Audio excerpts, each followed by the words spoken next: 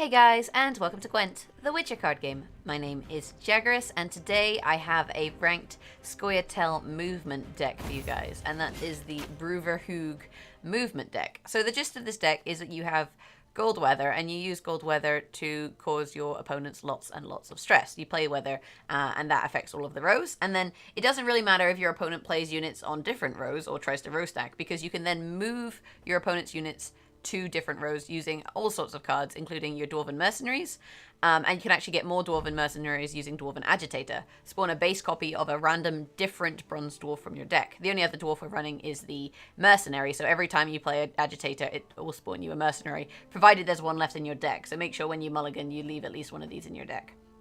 We also have Three-Head Brigades, which allow you to clear hazards from a row, as well as move a unit. And then we have Dublicate Marksman. Every time this unit is moved, it damages a random enemy, and whenever an enemy unit moves to a different row, you damage it by 2. So every time you move a unit, you're causing damage with the Marksman.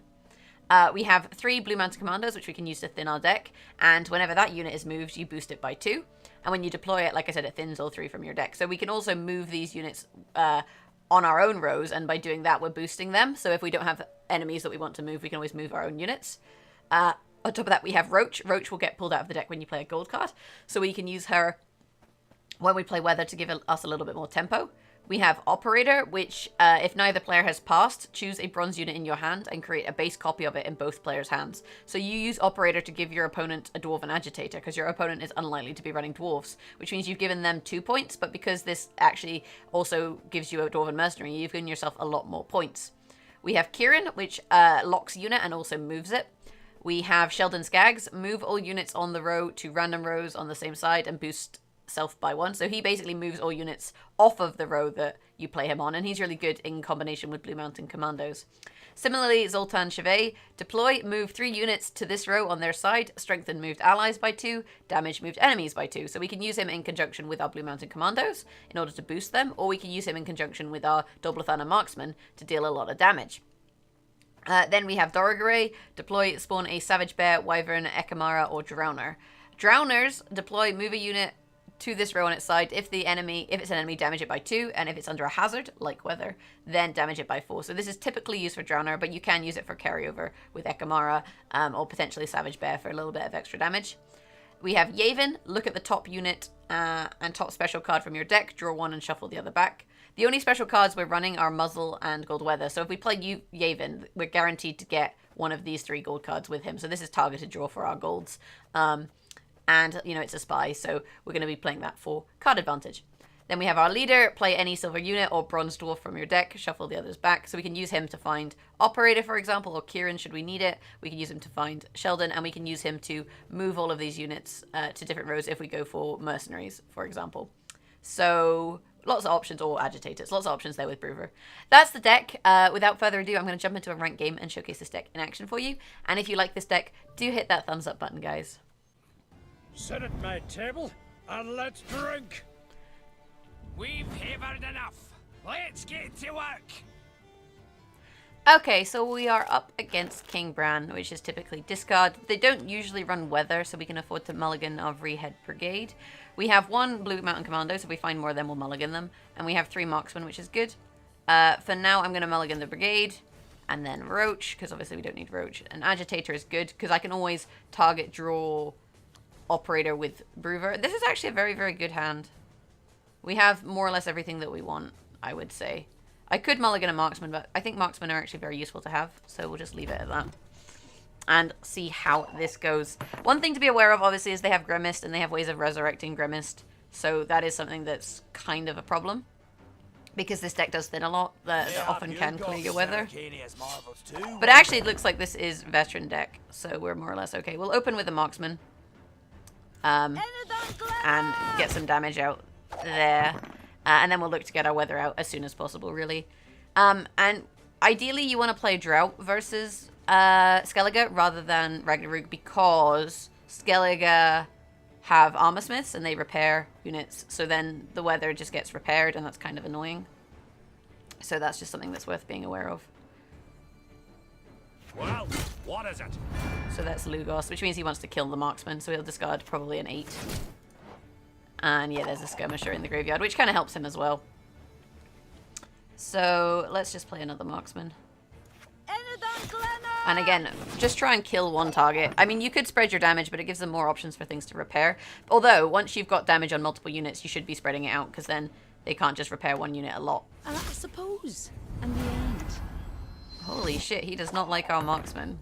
Like, not at all. We have 2 rows of units. If we play Drought, we get 4 damage, and we pull Roach. So we would be actually in an okay position with that. Or we thin our blue mounted commandos for now, which gives us 9. I think we want to get the weather out, right? We want to get the weather and we want to thin. And because she has units on 2 rows, this is actually not a bad time to play the gold weather. And then if he passes, we can just thin our blue mounted commandos. Ideally, they work nicely with Zoltan, though, so maybe we hold that. They also have the option of just waiting. Right, so there's Grimace, which means he does have weather clear. Which is unfortunate, but ultimately not the end of the world, because we do have more weather. So we have to decide exactly what sort of strategy we want to use here. You're dead already. And I think for now, let's just get more marksmen out, and then we can start moving units around. We also have Roog, but ideally we'd want to play that on a different round. Although we could play it this round and try and force him, and then win the next round with Zoltan and, you know, agitators and that sort of thing. It's not a bad decision. He still hasn't played his discard strategy, so he still hasn't played King Bran. And now that he has units on every row, this is not a bad time to play this. And then just force him out of the round with gold weather.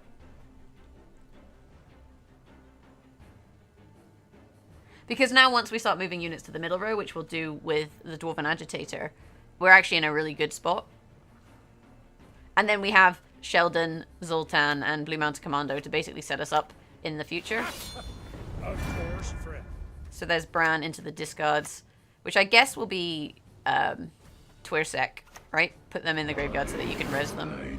Morkvarg, Wolfsbane, okay, okay. 33 to 20. Ultimately, though, this is okay, because we have this Agitator. I'm going to stack the back row in case I choose to Sheldon this round. We'll play this. We'll pull a target to the middle row. Probably this 6, I think. Because it has a lot of strength, so then it counts for a bit longer. I mean, we have to be aware that Wolfsbane is going to trigger, and it'll buff his smallest unit, and it'll damage our biggest unit by 6. So that's a 12-point situation. We need to play one more card, and then if we play one more card, Wolfsbane triggers on the final turn.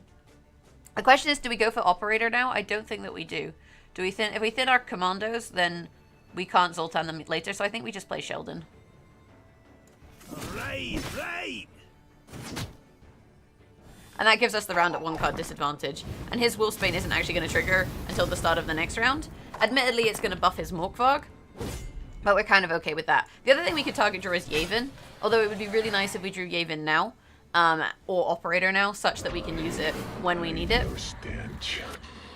That's an Agitator, and that's Operator. That's actually pretty good. That's pretty good. We can mulligan the Agitator, but we do risk pulling a Blue Mounted Commando. So all in all, I think we just stick with this hand. And then, you know, life is pretty happy. Because it does mean that we can use Bruver to pull Yavin, and that gives us, you know, the card advantage that we need.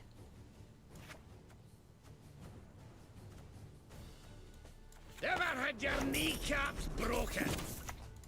And that's just a kind of opening play. We were going to play him in this round anyway, so it's kind of okay for that to happen. We knew that that was coming out, the damage, so that's fine as well. Like, we don't need to win this round, so it's more or less okay, depending on what happens. Seen it all already. And then some. So, Bruver Mahakam wasn't built in a day. into Yavin, I fail men and we take Muzzle. And actually, we can muzzle his Morkvarg, which is a pretty nice play here. Because that kind of disrupts his strategy a little bit, and it gives us the carryover. Because Morkvarg is currently on... Although, actually, he's only, you know, 2 points of carryover, so it's not that great. I guess it depends what we see him play. Because we know that he's got these, you know, these big reses coming. And that's something that we're going to have to play against, which is going to be a little bit awkward.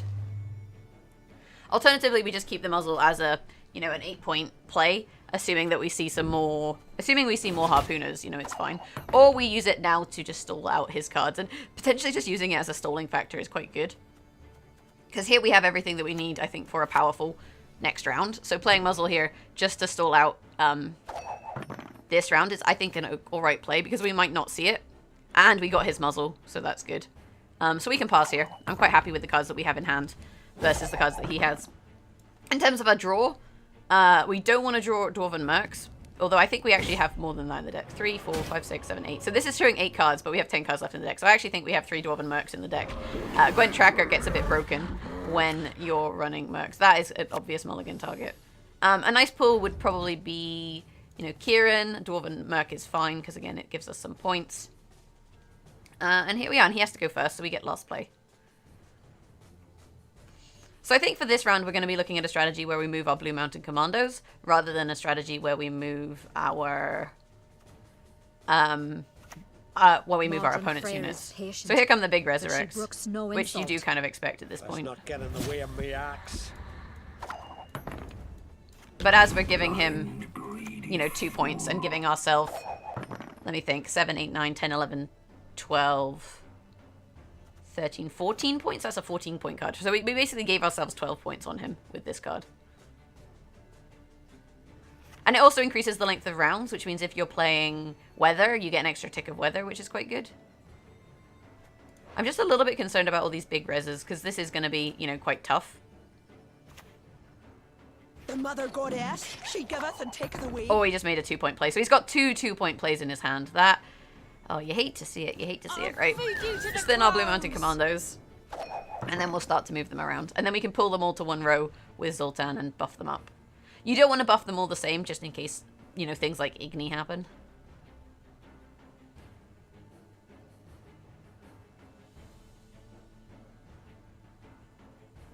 And he's in a tough spot. Like, he'll have big reses for sure. But beyond the big reses, like, he has 2 2-point plays. And all of our plays are good value. That is a risk that happens in this situation. So we move this, she gets buffed, and then because she got moved, she got buffed. So it's quite nice in that regard. I'm impressed that he played the Heimei when Whale Harpooner is a machine. I guess he has all of his Whale Harpooners in hand. That's what this tells me. Never had your kneecaps broken. So we're going to have to stack the row just because he's playing Harpooners. Although, actually, that's his last Harpooner, so I didn't have to stack the row. Because although he can resurrect one, so if he chooses to resurrect, then that's a little bit awkward. So we'll play this one into a Dwarf. Pull this one. Although, if he kills it, then that would be a little bit awkward. You know, if he reses a Harpooner, but he doesn't have it. And then we go middle row. And there we go. That's all she wrote, folks. GG, well played. So you can see that you can win rounds with movement, even if you don't have... you can win rounds with movement even if you don't have weather. And I guess it was unfortunate for him, you know, that Heimei, he had all of his Harpooners in hand. So then he wasn't able to gain value from that. But ultimately, you know, we had a good round. You kind of want to win first round, bleed if you can second round, and then third round if you can play Operator and Agitator. But if you find yourself in a situation where you have to play Operator early, you're better to play it and force them to mulligan your Dwarf than you are to end up in a situation where you don't have an Operator target. Without further ado, I'll jump into another game and showcase this deck in action once more for you guys. We do what must be done. Mahakam wasn't built in a day.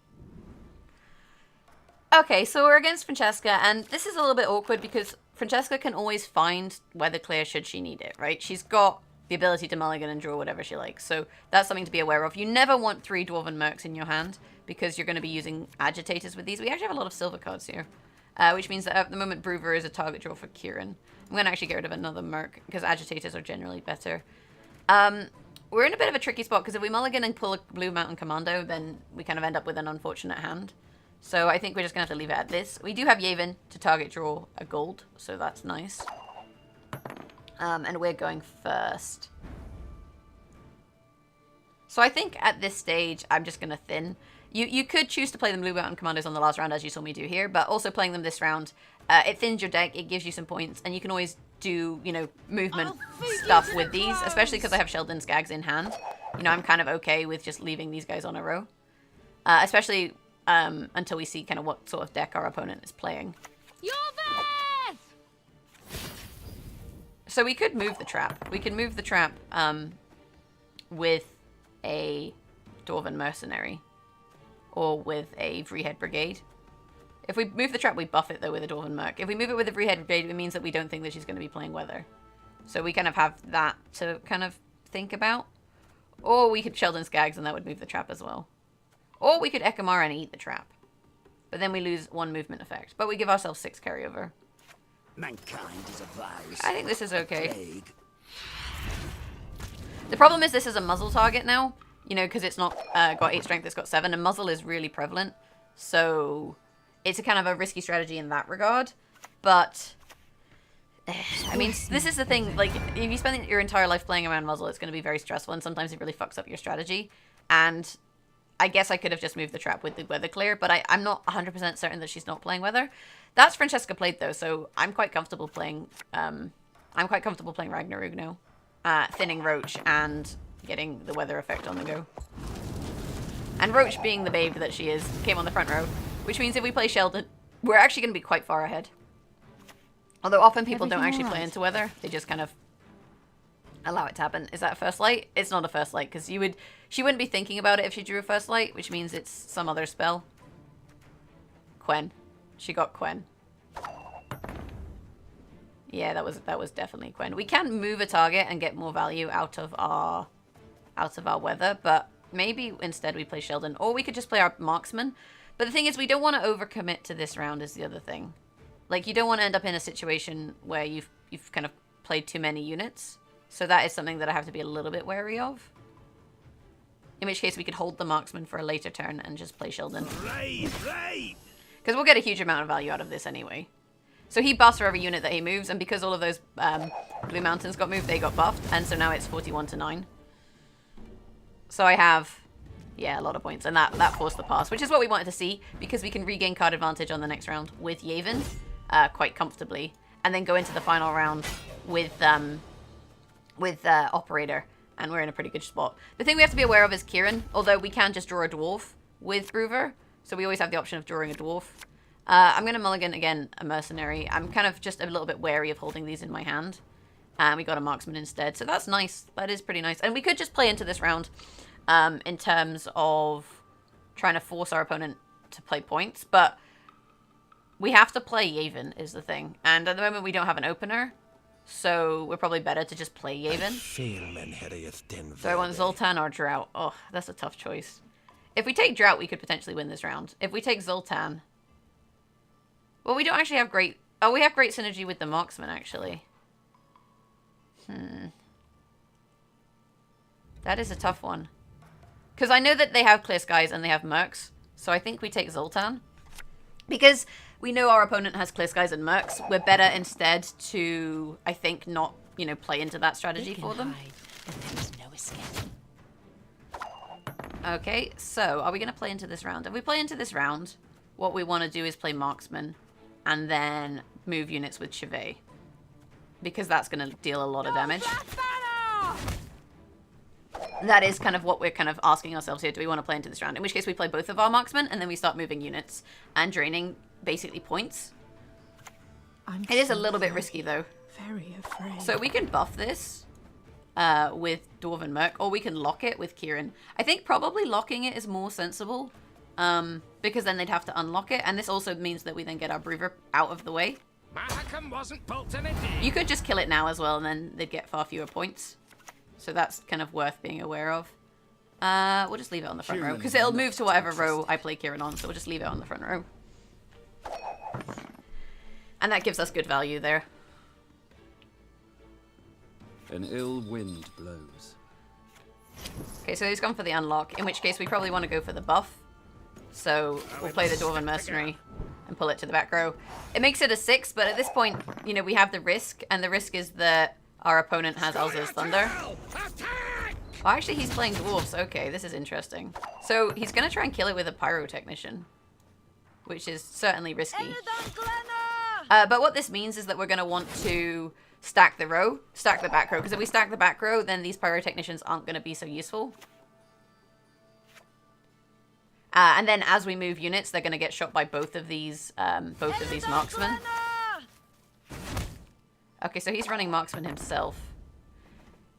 I think if we move her, she would then be targetable, right? My understanding is that if we move her, we're actually ahead, and we played a spy. But if I move her, she shoots me back. Shit, that was kind of silly. That was kind of silly. I didn't really think about it. I don't think there's actually anything I can do about that then. A sword to outshine all others. Hattori. Elven Merc? I guess you could get Elza's Thunder. Everything all right? Lacerate. So I think we need to buff this again. Which would mean we need to play our Dwarven Agitator. But if we play our Dwarven Agitator, we no longer have an operator target.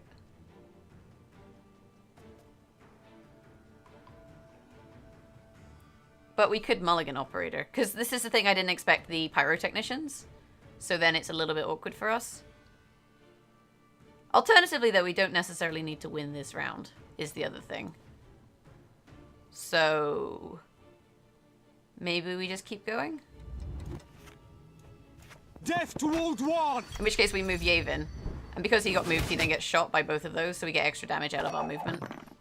37 to 34.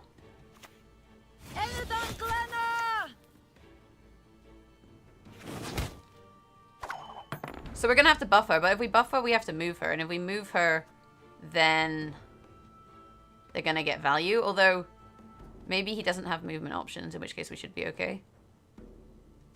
You blind, greedy Let's go with the agitator and see how it goes. I think, like, it's a bit awkward because he's going to pull one of those. But he's got, you know, very unlikely to hit this. So that's good. That is good. I can't move her. If I move her, she just dies. 53 to 23. If we play Zoltan, we get... I'm just trying to work it out, right? If we play Zoltan, we get 4 value... Wait, no. 6 value. 6 damage per hit. So we get 8 and 8, 3 6s. 8 and 3 6s. 18 and 8, 24. That's a lot of points. That would catch us up. But then we're in a situation where they're getting points. Alternatively, we just play it for buffs. In which case we get 8, 9, 10, 11, 12, 13, 14. We get 14 points on the next round. I think we have to pass. Like, they're likely to win this round with Iris anyway. So, at this stage, it's not worth continuing. Okay, so what do I want to draw? Muzzle would be nice. Drought would be nice. Drought's alright. Agitator is good, actually. Do I risk a mulligan? I think, actually, no, this is fine. Like, that is 12 points. So we got 3 12-point plays and then Zoltan. Oh, that's awkward. Because every time I move a unit, she's going to shoot them. Scoia'tael! Attack! But it's worth more points.